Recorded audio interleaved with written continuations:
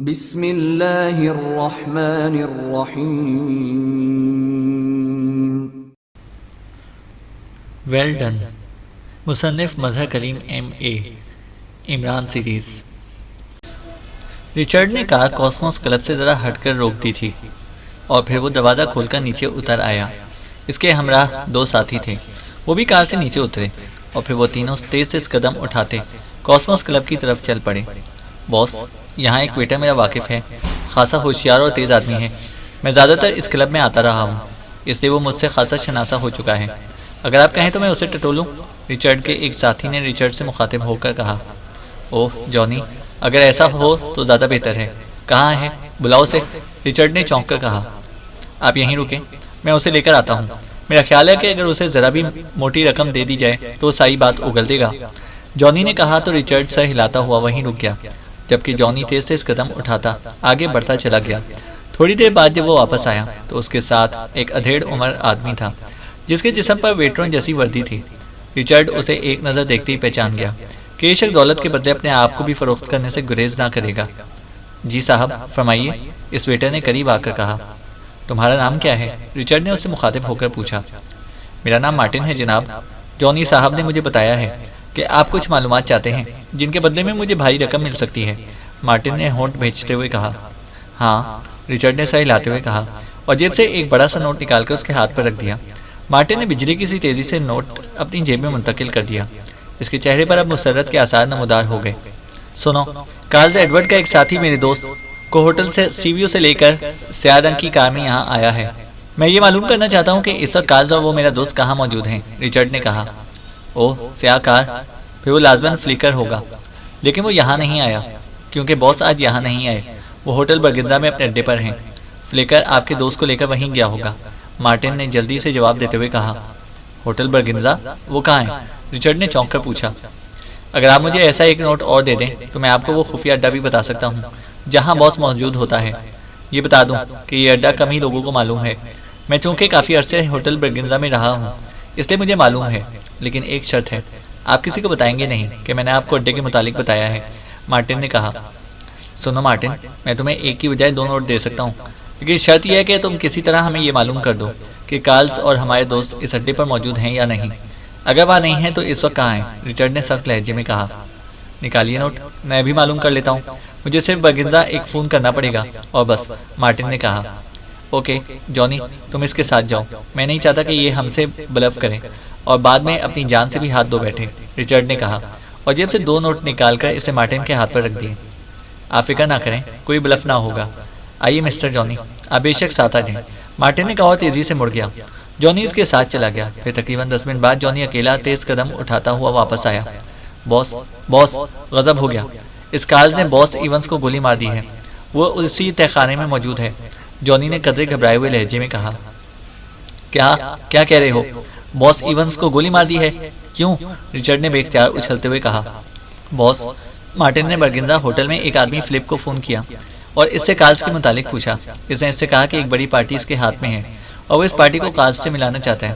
اس پر اس flip نے بتایا کہ کارلز اس وقت کسی سے نہیں مل سکتا۔ اس پر جب مارٹن نے اصرار کیا تو اس فلپ نے بتایا کہ کارلز اڈے میں مصروف ہے۔ اس نے ایک آدمی کو جسے وہ ایونز کہہ رہا تھا اور جسے فلیکر بے ہوش کر کے لے کر آیا تھا اسے گولیوں سے اڑا دیا ہے اور وہ فلپ فون آنے سے پہلے اس کی لاش کو گٹر میں بہا کر فارغ ہوا ہے، جانی نے تیز تیز لہجے میں کہا۔ اوہ ویری بیڈ، وہی ہوا جس کا مجھے خدشہ تھا، باس نے اسے فائل کے متعلق بتا دیا ہوگا اور اس کی نیت خراب ہو گئی ہوگی۔ اب ہمیں نہ صرف باس کا انتقام لینا ہے بلکہ وہ فائل بھی اس کارلز سے واپس حاصل کرنی ہے۔ چلو، رچرڈ نے غصیلے انداز میں ہونٹ چباتے ہوئے کہا اور وہ تینوں تیزی سے واپس اپنی کار کی طرف بڑھ گئے۔ باس، میرا خیال ہے کہ اس اڈے تک پہنچنے کے لیے ہمیں اس فلپ کو ڈھونڈنا پڑے گا، اس بار رچرڈ کے دوسرے ساتھی نے کہا۔ ہاں جوزف، میں نے بھی یہی سوچا ہے، رچرڈ نے سر ہلاتے ہوئے کہا۔ تھوڑی دیر بعد ان کی کار ہوٹل برگنزا کے سامنے پہنچ گئی۔ ڈرائیونگ سیٹ پر جانی تھا، وہ شاید ہوٹل برگنزا کا پتہ اس سے مارٹن سے معلوم کرنے آیا تھا، اس لیے وہ بغیر کسی سے پوچھے سیدھا ہوٹل پہنچ گیا تھا۔ کار ہوٹل سے باہر ایک دکان کی سائڈ میں روک کر وہ تینوں اترے اور تیز تیز قدم اٹھاتے ہوٹل کی طرف بڑھتے چلے گئے۔ آپ یہیں برآمدے میں رکیں باس، میں اس فلپ کا پتہ کرتا ہوں، جانی نے کہا۔ سنو، ادھر دائیں طرف بند اور سنسان گلی ہے، ہم وہاں چلتے ہیں، تم کسی طرح اس فلپ کو وہاں لے آؤ، شاید اس پر سختی کرنی پڑے، رچرڈ نے کہا اور جونی سر ہلاتا ہوا آگے بڑھ گیا، جبکہ ریچرڈ اور جوزف اس گلی کی طرف دوڑ گئے جو کہ ہوٹل سے پہلے آتی تھی۔ ریچرڈ کے گزرتے ہوئے ایک نظر دیکھ کر ہی اندازہ لگا لیا تھا کہ گلی آگے سے بند ہے، کیونکہ اس میں کوئی آ جا نہ رہا تھا، اور پھر جب وہ گلی میں داخل ہو کر آگے بڑھے تو واقعی وہ آگے سے بند تھی، اور اس گلی میں صرف مکانوں کے عقبی دروازے تھے۔ ہوٹل کا البتہ ادھر کوئی دروازہ نہ تھا، ایک لمبی دیوار تھی۔ پھر تقریباً آدھے گھنٹے کے طویل انتظار کے بعد جونی ایک مقامی آدمی کے ساتھ چلتا ہوا اس گلی میں داخل ہوا۔ وہ مقامی آدمی نوجوان تھا اور اس کے چہرے پر بے پناہ تجسس کے آثار نمایاں تھے۔ یہ فلپ ہے باس، میری اس سے بات ہوئی ہے، یہ کہتا ہے کہ وہ ہمارا سودا معقول کمیشن پر کال سے کرا سکتا ہے۔ جونی نے قریب آ کر ریچرڈ سے مخاطب ہو کر کہا، جناب آپ فکر نہ کریں، یہ کام مارٹن کے بس کا نہ تھا، اس نے آپ کو صحیح آدمی کے پاس بھیجا ہے، میں یہ کام آسانی سے کر سکتا ہوں۔ آپ مجھے بتائیں کہ آپ کتنی مالیت کا سودا کرنا چاہتے ہیں؟ فلپ نے بڑے بااعتماد لہجے میں کہا، سودا تو ہم براہ راست کارلز سے کریں گے فلپ، البتہ تمہیں اس بات کا بھاری معاوضہ مل سکتا ہے کہ تم ہمیں کارلز کے خفیہ اڈے میں اس طرح پہنچا دو کہ کارلز کو بھی اس کی خبر نہ ہو سکے، کیونکہ ہمیں اطلاع ملی ہے کہ ہماری مخالف پارٹی کارلز سے اس سودے کے بارے میں بات چیت کر رہی ہے، اور ہم سودے سے پہلے یہ بات چیت سننا چاہتے ہیں۔ ریچرڈ نے کہا، مگر اڈے میں تو کوئی پارٹی نہیں ہے، صرف اکیلا باس اپنے ایک ساتھی جیرم کے ساتھ موجود ہے۔ فلپ نے حیران ہو کر جواب دیا، تمہیں نہیں معلوم، وہ لوگ ابھی وہاں گئے ہیں۔ بہرحال تم بتاؤ، تم ہماری شرط پر یہ کام کر سکتے ہو یا نہیں؟ اگر کر سکتے ہو تو معاوضہ بتاؤ، نہیں کر سکتے تو جواب دو، ہم کوئی اور طریقہ سوچ لیں گے۔ ریچرڈ نے اس بار قدر سخت لہجے میں کہا، مسئلہ ہے تو خطرناک، کیونکہ باس کے اڈے میں اس طرح خفیہ طور پر داخل ہونے سے باس ناراض بھی ہو سکتا ہے۔ بہرحال ٹھیک ہے، میں سنبھال لوں گا، میں ایک راستہ ایسا جانتا ہوں کہ جس کا علم بظاہر صرف باس کو ہی ہے، لیکن مجھے بھی معلوم ہے، اس لیے اگر کوئی بات ہوئی تو میں صاف مکر جاؤں گا۔ اوکے، میں اس کا معاوضہ 50,000 روپے لوں گا، فلپ نے کہا۔ ٹھیک ہے، ہم کوئی رعایت نہیں مانگیں گے، لیکن یہ سوچ لو کہ اگر ہماری شرط پوری نہ ہوئی تو تم اپنی جان بھی گنوا سکتے ہو۔ ریچرڈ نے سر ہلاتے ہوئے جواب دیا، آپ فکر نہ کریں، لیکن پہلے یہ بتا دوں کہ اگر باس ناراض ہوا تو میں آپ سے ملنے سے صاف مکر جاؤں گا، اور دوسری بات یہ کہ میں صرف ایک آدمی کو لے کر جا سکتا ہوں، وہاں ایک آدمی سے زیادہ چھپنے کی کوئی جگہ ہی نہیں ہے۔ فلپ نے جواب دیا، ٹھیک ہے، میں خود جاؤں گا، باقی ساتھی یہیں رہیں گے۔ ریچرڈ نے کہا اور اس نے جوزف کو اشارہ کیا کہ وہ فلپ کو رقم دے دے۔ جوزف نے جیب سے نوٹوں کی ایک گڈی نکال کر فلپ کو پکڑا دی۔ فلپ نے بڑے حریصانہ انداز میں گڈی اپنی جیب میں ڈالی۔ آئیے جناب، فلپ نے گڈی جیب میں منتقل کرتے ہوئے ریچرڈ سے کہا اور ریچرڈ نے سر ہلا دیا۔ گلی سے نکل کر فلپ ریچرڈ کو ہوٹل کی عقبی سائڈ پر موجود ایک گلی میں لے آیا۔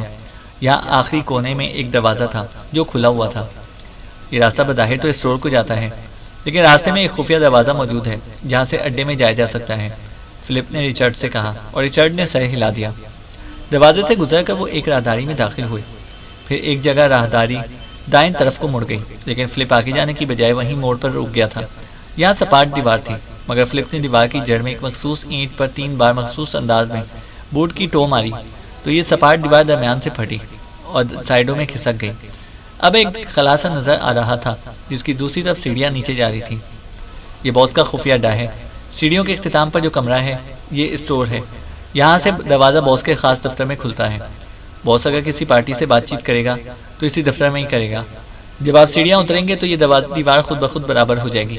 فلپ نے سرگوشیانہ انداز میں ریچرڈ کو سمجھاتے ہوئے کہا، اگر اندر سے آنا ہو تو پھر اسے کیسے کھولا جاتا ہے؟ ریچرڈ نے پوچھا۔ سب سے اوپر والی سیڑھی کے دائیں سائڈ پر اینٹ ابھری ہوئی ہوگی، اسے دبائیں تو اندر سے دیوار کھل جاتی ہے، فلپ نے جواب دیا، اور ریچرڈ سر ہلاتا ہوا اس خلا سے گزر کر بڑے محتاط انداز میں سیڑھیاں اترتا ہوا نیچے اتر گیا۔ پھر اس نے جیسی آخری سیڑھی کراس کر کے کاٹ کباڑ سے بھرے ہوئے اس اسٹور نما کمرے کے فرش پر قدم رکھے، سڑک کی تیز آواز سے اس کے عقب میں سیڑھیوں کے اوپر دیوار برابر ہو گئی۔ ریچرڈ کو دوسرے کونے میں موجود دروازہ نظر آ گیا، مگر دروازہ بند تھا اور اس میں سے روشنی کی لکیر نکل کر ادھر تاریخ اسٹور میں پڑ رہی تھی۔ ریچرڈ آہستہ آہستہ چلتا ہوا اس دروازے کی طرف بڑھ گیا۔ اس نے جیب سے مشین پسٹل نکال کر ہاتھ میں لے لیا۔ دروازہ پوری طرح بند نہ تھا، اس میں خاصی بڑی جھری موجود تھی۔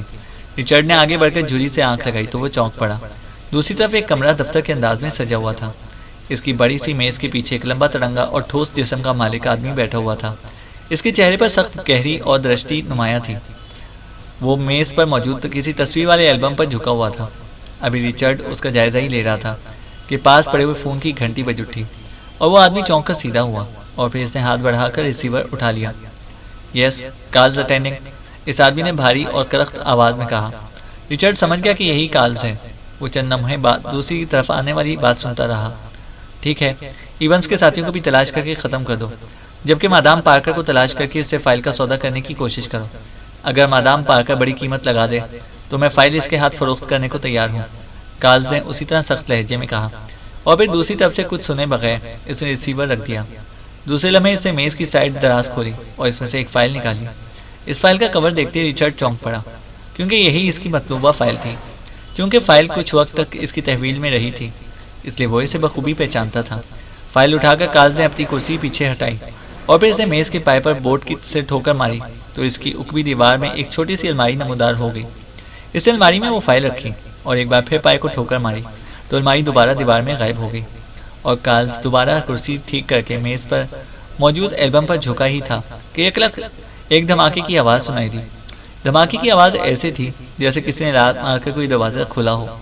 خبردار کارلز، میں سپرنٹینڈنٹ فیاض تمہیں حکم دیتا ہوں کہ فائل میرے حوالے کر دو، ایک آواز سنائی دی، اور ریچرڈ بری طرح چونک پڑا۔ اس نے آنکھ لگائی تو اسے میز کی دوسری سائڈ پر واقع سپرنٹینڈنٹ فیاض ہاتھ میں ریوالور لیے کھڑا نظر آ گیا۔ اس کا ذہن حیرت کی شدت سے سن ہو گیا تھا، کیونکہ فیاض کو تو وہ اور اس کے ساتھی کے ساتھ اپنے اڈے میں بندہ چھوڑ کر آیا تھا، مگر فیاض نہ صرف وہاں سے نکل آیا تھا بلکہ وہ سیدھا یہاں بھی پہنچ گیا تھا۔ تم سپر فیاض، اور یہاں ادھر سے کیا مطلب؟ تم اسپیشل روم والے خفیہ راستے سے کیسے یہاں پہنچ گئے؟ کارلز نے بکرائے ہوئے لہجے میں کہا۔ اس کے ساتھ ہی وہ اٹھ کر کھڑا ہوا۔ اس کے چہرے پر واقعی شدید حیرت نمایاں تھی، اور ریچرڈ نے ہونٹ بھیج لیے تھے۔ کارلز کی بات سے ظاہر ہوتا تھا کہ کوئی اور راستہ بھی ہے جو کسی اسپیشل روم سے آتا ہے، اور فیاض کے اس راستے سے آمد کا کارلز کو بھی علم نہ ہو سکا تھا۔ تو تم نے سمجھا کہ ایون سے فائل حاصل کر کے تم یہاں چھپ کر بچ جاؤ گے؟ نکالو، کہاں ہے فائل؟ فیاض نے روبدار لہجے میں کہا۔ فائل؟ کون سی فائل؟ کارلز نے اس بار سمجھے ہوئے لہجے میں کہا۔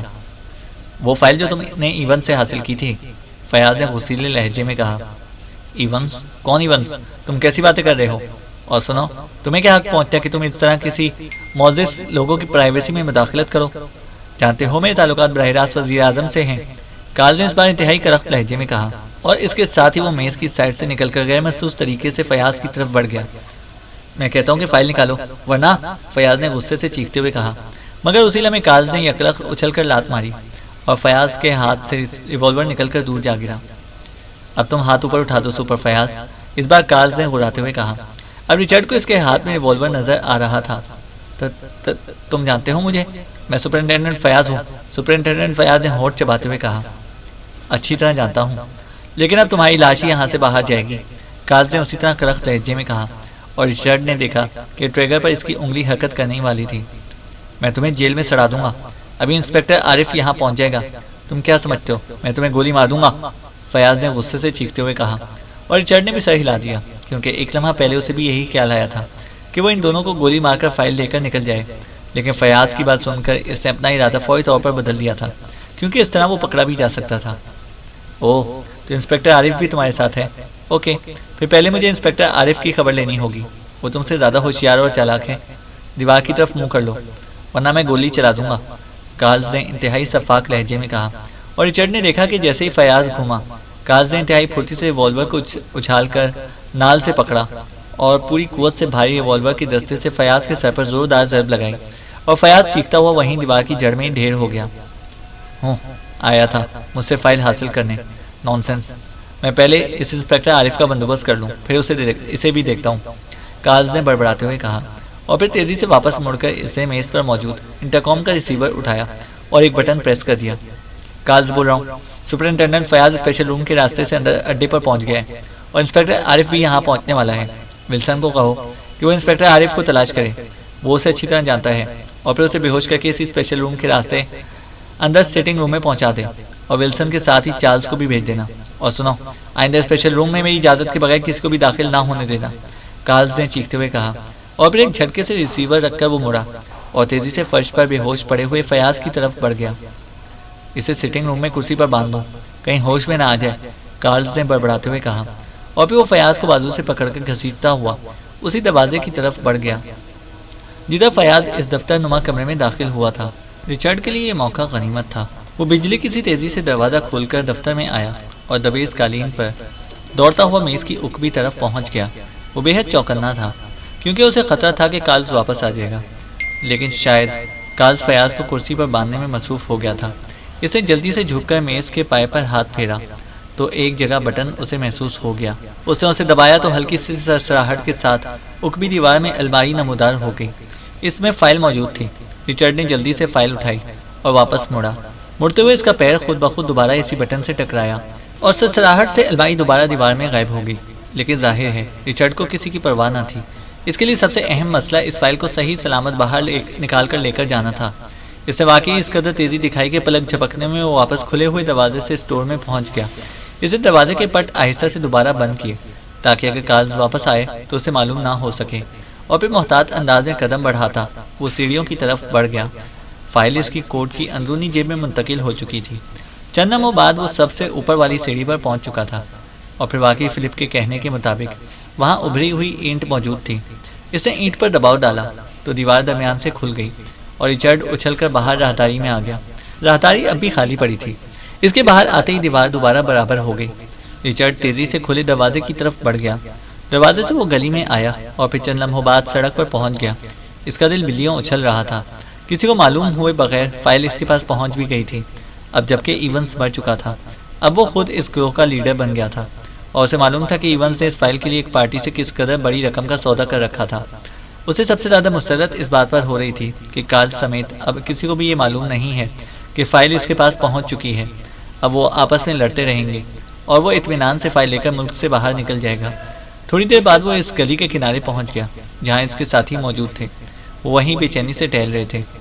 باس، آپ کو دیر ہو گئی، ہم سخت بے چین ہو گئے تھے۔ اگر آپ چند لمحے مزید نہ آتے تو ہم اس فلپ کو ڈھونڈ کر اسے ریوالور کی زد پر تہ خانے میں لے جانے کا فیصلہ کر چکے تھے، جوزف نے تیز لہجے میں کہا۔ سنو، فائل مجھے مل گئی ہے اور وہ فیاض بھی پوائنٹ ایکس سے فرار ہو کر یہاں پہنچ گیا ہے، اس لیے پوائنٹ ایکس پر جانا بیکار ہے۔ سب سے محفوظ پوائنٹ اے ہے، وہاں چلتے ہیں۔ جلدی کرو، اب نکل چلے یہاں سے، رچرڈ نے کہا، اور پھر وہ تیزی سے کار کی طرف بڑھ گئے۔ چند لمحوں بعد ان کی کار سڑک پر تیزی سے دوڑتی ہوئی آگے بڑھی چلی جا رہی تھی۔ رچرڈ کے چہرے پر بے پناہ مسرت اور کامیابی کا تاثر نمایاں تھا۔ فیاض بپھرے ہوئے شیر کی طرح دفتر میں ٹہل رہا تھا۔ اس کے چہرے پر شدید غیظ و غضب کے آثار نمایاں تھے۔ اسے عمران پر بے حد غصہ آ رہا تھا جو اس کی عدم موجودگی میں کارلز کو لے کر نکل گیا تھا، اور پھر عمران کو اس نے تلاش کرنے کی بے حد کوشش کی، لیکن عمران نہ ہی فلیٹ پر موجود تھا اور نہ کسی اور جگہ۔ فائل بھی باوجود بے پناہ تلاشی لینے کے اس تہخانے سے برآمد نہ ہوئی تھی۔ وہاں سے نکل کر وہ تو عمران کے فلیٹ کی طرف بھاگ پڑا تھا، جبکہ اس نے عارف کو کہہ دیا تھا کہ وہ باقاعدہ دستہ لے کر ہوٹل پر ریڈ کرے اور اس تہخانے کی ایک ایک اینٹ اکھاڑ کر اس فائل کو تلاش کرے۔ عمران کو اس نے فلیٹ پر دیکھنے کے بعد ایک دو اور جگہوں پر دیکھا، اور جب عمران نہ ملا تو جلتا بھنتا واپس اپنے دفتر میں آ گیا۔ عارف کی طرف سے بھی ابھی تک کوئی اطلاع نہ ملی تھی، اور جیسے جیسے فائل ملنے کے امکانات ختم ہوتے جا رہے تھے ویسے ویسے فیاض کو عمران پر غصہ آنے والا غصہ بڑھتا جا رہا تھا۔ اس کا دل چاہ رہا تھا کہ ایک بار اسے عمران نظر آ جائے، پھر وہ اس کا وہ حشر کرے گا کہ اس کی روح بھی صدیوں تک چیختی رہے گی۔ یہاں پہنچ کر بھی وہ 2 بار عمران کے فلیٹ پر فون کر چکا تھا، لیکن ہر بار سلیمان نے یہی جواب دیا تھا کہ صاحب نہیں آئے۔ وہ اسی طرح پیچ و تاب کی حالت میں دفتر میں ٹہل رہا تھا کہ اچانک میز پر پڑے ہوئے ٹیلی فون کی گھنٹی بج اٹھی۔ اس نے جھپٹ کر ریسیور اٹھا لیا۔ یس، فیاض اسپیکنگ۔ فیاض کو غصہ و بکھلاہٹ میں اپنا عہدہ بتانا بھی یاد نہ رہا، ورنہ وہ ہر صورت میں اپنا عہدہ ساتھ ہی بتاتا تھا۔ سر، عارف بول رہا ہوں، تہخانے میں فائل موجود نہیں ہے، مگر میں نے ایک اور کلیو تلاش کر لیا ہے۔ یہاں ایک ملازم ہے فلپ، اس نے بتایا کہ اس نے ایک اجنبی کو ایک اور راستے سے تہخانے میں پہنچایا تھا۔ اس نے اس اجنبی کا جو حلیہ بتایا ہے وہ بالکل رچرڈ کا حلیہ تھا۔ اس پر میں چونک پڑا، اور پھر میں نے مزید تفتیش کی تو مجھے معلوم ہو گیا کہ رچرڈ کے ساتھ 2 اور آدمی تھے، اور وہ ایک سبز رنگ کی کار میں آئے تھے۔ یہ کار انہوں نے ایک پھلوں کے جوس بیچنے والے کی دکان کے سامنے روکی تھی۔ اس دکاندار کے لڑکے کو کار کا نمبر اور ماڈل یاد تھا، کیونکہ یہ لڑکا دن کے وقت کاروں کے ایک شو روم میں ملازمت کرتا ہے۔ اس لڑکے نے یہ بھی بتایا کہ یہ کار اس نے پرنس کار ڈیلر کے شو روم میں برائے فروخت کھڑی دیکھی تھی۔ چنانچہ میں نے پرنس کار ڈیلر سے معلومات حاصل کی تو پتہ چلا کہ یہ کار اس نے غیر ملکی کے ہاتھ فروخت کی تھی جس کا نام جوزف ہے۔ اس کا پتہ کنگز کالونی کوٹھی نمبر 12 ڈیلر کے پاس درج ہے۔ رچرڈ کی تلاش کے دوران میں نے گلبہار کالونی کی کوٹھی نمبر 25 اور زیرو کالونی کی کوٹھی نمبر 108 جہاں سے ہم نکلے تھے بھی آدمی بھیجے تھے۔ وہاں سے اطلاع ملی کہ دونوں کوٹھیاں خالی پڑی ہوئی ہیں۔ میں کار ڈیلر سے سیدھا کنگز کالونی پہنچا، لیکن باس وہ کوٹھی بھی خالی ہے، وہاں کوئی آدمی موجود نہیں ہے۔ عارف نے اسے تفصیلی رپورٹ دیتے ہوئے کہا۔ اس رپورٹ سے ثابت ہوتا تھا کہ انسپکٹر عارف کام کے معاملے میں خاصا تیز واقع ہوا ہے، کیونکہ اتنے کم وقت میں اس نے خاصی معلومات حاصل کر لی تھی، لیکن اس محنت کا کوئی نتیجہ برآمد نہ ہو رہا تھا۔ تم کوٹھی کے اندر گئے تھے؟ ہو سکتا ہے وہاں سے ریچرڈ کے بارے میں کوئی کلیو مل سکے۔ ویسے اصل مسئلہ تو کارلز کو تلاش کرنا ہے، فائل تو اس کے پاس ہی ہوگی، فیاض نے الجھے ہوئے لہجے میں کہا۔ سر، میرا خیال ہے کہ فائل ریچرڈ نے اڑا ہے، کیونکہ کارلز کو تو عمران اور اس کے ساتھی اس سیٹنگ روم میں سے لے گئے تھے، اور آپ کے کہنے کے مطابق اس وقت فائل کارلز کے پاس نہ تھی، اور ویسے بھی فائل چھپانے کے لیے صحیح جگہ دفتر والا کمرہ ہی ہو سکتا ہے، اور یہ بات طے ہے کہ کارلز اس تہہ خانے سے پہلے باہر نہیں گیا، عارف نے کہا۔ او ہاں، تمہاری بات دل کو لگتی ہے۔ اس کا مطلب ہے کہ فائل عمران کو بھی نہیں مل سکے گی، پھر تو ہمیں ہر قیمت پر اس ریچرڈ کو تلاش کرنا ہے۔ ٹھیک ہے، تم وہیں کنگز کالونی رکو، میں خود آ رہا ہوں، فیاض نے تیز لہجے میں کہا، اور ریسیور رکھ کر وہ تیزی سے بیرونی دروازے کی طرف بڑھ گیا۔ چند لمحوں بعد اس کی جیپ خاصی تیز رفتاری سے کنگز کالونی کی طرف اڑی چلی جا رہی تھی۔ کنگز کالونی ایک چھوٹی سی کالونی تھی، اس لیے کہ کنگز کالونی میں داخل ہونے کے بعد اس نے جلد ہی کوٹھی نمبر 12 تلاش کر لی۔ پھر جیسے ہی جیپ اس نے کوٹھی کے گیٹ پر روکی، ایک طرف سے انسپکٹر عارف بھی قریب آ گیا۔ آؤ عارف، اندر چل کر دیکھیں، شاید کوئی کلیو مل جائے اس نامراد ریچرڈ کا، فیاض نے جیپ سے اترتے ہوئے کہا، اور عارف نے سر ہلا دیا۔ کوٹھی کے چھوٹے پھاٹک پر چونکہ تالا پڑا ہوا تھا، اس لیے انسپکٹر عارف بڑے پھاٹک پر چڑھ کر اندر کود گیا، اور پھر اس نے بڑا پھاٹک کھول دیا اور فیاض پیدل ہی اندر داخل ہوا۔ جیپ وہیں باہر کھڑی رہی۔ چھوٹی سی کوٹھی تھی، اس میں فرنیچر موجود تھا، لیکن آدمی کوئی نہ تھا، اور ہر چیز پر گرد بھی موجود تھی۔ اس کا مطلب تھا کہ یہاں کافی عرصے سے کوئی نہیں آیا۔ انسپکٹر عارف نے ایک وارڈروب کی الماری کھولی تو بے اختیار چونک پڑا۔ گو الماری خالی تھی، لیکن اس کے نچلے خانے کے اندرونی طرف دراز میں کاغذ کا کونا باہر جھانک رہا تھا۔ اس کاغذ کا انداز ایسا تھا جیسے وہ کسی لباس کی جیب سے نکل کر کونے کی درز میں پھنس گیا ہو۔ انسپکٹر عارف نے جلدی سے کاغذ باہر کھینچا تو اس کے چہرے پر مسرت کے آثار نمودار ہو گئے۔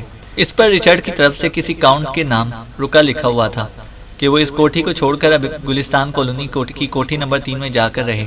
بہرحال یہ ایک نیا پتہ تھا، اس لیے انسپکٹر عارف مڑا اور اس نے ایک کاغذ فیاض کو دکھایا۔ ٹھیک ہے، اسے بھی چیک کر لیں، یہ بین الاقوامی مجرم اسی طرح بہت سی کوٹھیاں لے لیتے ہیں اور ضرورت کے مطابق اسے بدلتے رہتے ہیں، فیاض نے کہا، اور تھوڑی دیر بعد اس کی کار گلستان کالونی کی طرف دوڑنے لگی۔ انسپکٹر عارف چونکہ علیحدہ جیپ میں یہاں آیا تھا، اس لیے وہ اپنی جیپ میں اس کے پیچھے تھا۔ گلستان کالونی پہنچ کر عارف نے اپنی جیپ آگے کر کے فیاض کو رکنے کا اشارہ کیا، اور فیاض نے جیپ روک لی۔ سر، آپ یہیں چوک پر رہیں، آپ یونیفارم میں ہیں، اگر مجرموں نے چیک کر لیا تو وہ فرار ہو جائیں گے۔ میں سادہ لباس میں ہوں، میں اس کوٹھی کی صورتحال چیک کر کے آتا ہوں، عارف نے کہا، اور اپنی جیپ ایک سائڈ پر روکی، اور پھر جیپ سے اتر کر وہ تیز تیز قدم اٹھاتا آگے بڑھ گیا۔ پھر تقریباً 15 منٹ بعد وہ دوڑتا ہوا واپس آیا۔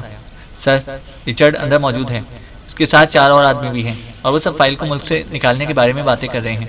وہ کار بھی موجود ہے، میں نے اندر جا کر چیکنگ کی ہے، عارف نے تیز تیز اور مسرت بھرے لہجے میں کہا۔ اوہ اوہ، ویری گڈ انسپکٹر عارف، تم نے واقعی بہترین کارکردگی دکھائی ہے۔ فوراً جیپ پر ہیڈ کوارٹر جاؤ اور وہاں سے مسلح دستہ لے کر آؤ تاکہ ان پر ریڈ کیا جا سکے، فیاض نے انتہائی مسرت بھرے لہجے میں کہا۔ سر، میں نے ایک اور تجویز سوچی ہے، آدمیوں کے کال کرنے اور ریڈ کرنے میں تو کافی وقت لگ جائے گا، کوٹھی کے اندر بے ہوش کر دینے والی گیس کا کیپسول کیوں نہ فائل کر دیا جائے، اس سے یہ سب بے ہوش ہو جائیں گے اور ہم آسانی سے انہیں کور کر لیں گے، ایسا نہ ہو کہ یہ پھر نکل جائیں اور ہم پھر ان کی تلاش میں مشکل ہو جائے گی، انسپکٹر عارف نے کہا۔ مگر بے ہوشی والا بم کیا یہاں دکان پر فروخت ہوتا ہے، احمق آدمی، پھر بھی تو ہیڈ کوارٹر ہی جانا ہوگا، فیاض نے غصیلے لہجے میں کہا۔ سر، میں نے اپنی جیپ میں اسی قسم کا بہت سا سامان ایمرجنسی کے لیے رکھا ہوا ہے، میں لے لیتا ہوں، انسپکٹر عارف نے مسکراتے ہوئے کہا، اور تیزی سے ایک سائڈ پر کھڑی اپنی جیپ کی طرف بڑھ گیا۔ اسے جیپ کی پچھلی سیٹ اٹھائی اور اس کے نیچے بنے ہوئے صندوق نما خانے سے اس نے ایک لمبی مگر چپٹی نال کا پستول نکال لیا اور سیٹ واپس رکھ دی۔ پستول اس نے جیب میں ڈال دیا تھا۔ آئیے سر، انسپکٹر عارف نے کہا، اور وہ دونوں تیز تیز قدم اٹھاتے آگے بڑھ گئے۔ تھوڑی دیر بعد عارف نے ایک چھوٹی سی کوٹھی کی طرف اشارہ کیا اور فیاض نے سر ہلا دیا۔ عارف نے کوٹھی کی سائڈ میں داخل ہو کر جیپ سے وہی چپٹا اور لمبی نال والا پستول نکالا اور اس نے ہاتھ اٹھا کر نال کا رخ اصل عمارت کے برآمدے کی طرف کیا اور ٹریگر دبا دیا۔ ٹھک کی تیز آواز کے ساتھ ہی پستول کی نال سے ایک چھوٹا سا کیپسول نکل کر ہوا میں اڑتا ہوا کوٹھی کے اندر جا گرا۔ آئیے سر، اب اگبی طرف سے اندر داخل ہوں، میں نے اگبی دروازہ اندر سے کھول دیا تھا، انسپکٹر عارف نے کہا، اور وہ دونوں گلی میں سے ہوتے ہوئے اگبی طرف پہنچ گئے۔ یہاں ایک دروازہ موجود تھا، انسپکٹر عارف نے دروازے کو دھکیلا تو وہ کھل گیا۔ وہ بے ہوشی کی گیس کہیں ہم پر اثر نہ کرے، فیاض نے پریشان ہو کر کہا۔ نہیں سر، وہ جس قدر زور اثر ہے اسی قدر جلدی اس کا اثر ختم ہو جاتا ہے، انسپکٹر عارف نے فیاض کو تسلی دیتے ہوئے کہا، اور وہ دونوں چلتے ہوئے عمارت کے اندرونی سائڈ گلی سے ہو کر فرنٹ والے حصے میں پہنچ گئے۔ وہاں دو کاریں کھڑی تھیں۔ پھر بھی ہمیں کچھ دیر انتظار کرنا چاہیے، ایسا نہ ہو کہ ہم بھی بے ہوش ہو جائیں، فیاض نے کہا اور برآمدے کے قریب رک گیا۔ مجبوراً عارف کو بھی رکنا پڑا۔ 5 منٹ بعد فیاض آگے بڑھا اور پھر رہدائی سے گزر کر وہ جب ایک کمرے کے کھلے دروازے پر پہنچے تو فیاض خوشی سے اچھل پڑا، کیونکہ کمرے میں 5 افراد صوفوں پر لڑکے ہوئے تھے، جن میں ایک رچرڈ بھی تھا۔ انسپکٹر عارف بجلی کی سی تیزی سے صوفے پر پڑے ہوئے بے ہوش رچرڈ کی طرف بڑھا اور اس کے لباس کی تلاشی لینے لگا۔ چند لمحوں بعد جب اس کا ہاتھ واپس آیا تو اس کے ہاتھ میں ایک طے شدہ فائل موجود تھی۔ فیاض فائل دیکھتے ہی بجلی کی سی تیزی سے جھپٹا اور اس نے انسپکٹر عارف کے ہاتھ سے فائل جھپٹ لی۔ یہی ہے، بالکل یہی ہے، او خدایا تیرا شکر ہے، فائل واپس مل گئی، فیاض نے انتہائی مسرت بھرے لہجے میں کہا، اور انسپکٹر عارف کا چہرہ بھی مسرت سے کھل اٹھا، کیونکہ ظاہر ہے فائل مل جانے کے بعد اس کی ترقی کا چانس بن گیا تھا۔ ہاں ہاں، آخر میں کامیاب ہو گیا، فائل مل ہی گئی۔ اب اس عمران کو پتہ چلے گا کہ فیاض کسی سے کم نہیں ہے، خواہ مخواہ جماتا رہتا ہے، خواہ مخواہ روپ جماتا رہتا ہے، فیاض نے کہا لگاتے ہوئے انتہائی مسرت بھرے لہجے میں کہا۔ باس، میری ترقی یاد رکھنا، عارف نے کہا۔ یاد کیا رکھنی ہے، سمجھو تمہیں ترقی مل گئی، فیاض نے اسی طرح مسرت بھرے لہجے میں کہا۔ خبردار، دونوں ہاتھ اٹھا دو۔ اسی لمحے دروازے کی طرف سے ایک کڑکتی ہوئی آواز سنائی دی۔ وہ دونوں بیک وقت تیزی سے دروازے کی طرف مڑے۔